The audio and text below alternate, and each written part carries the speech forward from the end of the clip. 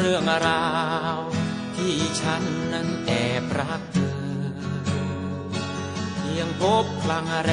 กตัวฉันแอบจ้องมองเธอสวยจริงว่า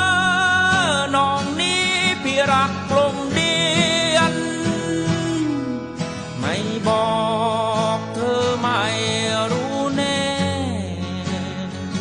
อยากเข้าไปแค่หัวใจพี่ยังปลื้มโชว์ก็แค่ผู้ชาย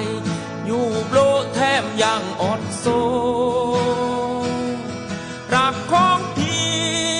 รักนี้แค่รักยอบยอ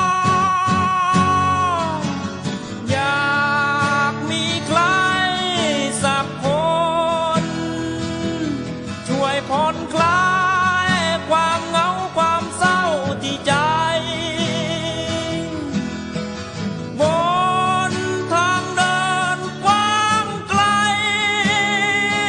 ยังไม่มีใครหัวใจพี่ยังปลื้มโช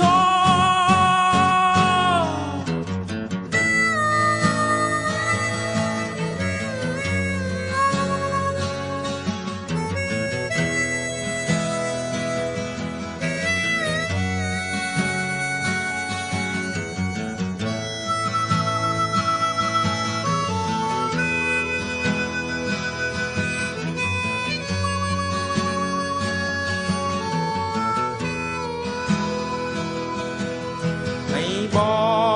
กเธอไม่รู้แน่อยากเข้าไปแค่หัวใจก็ยังคือโชว์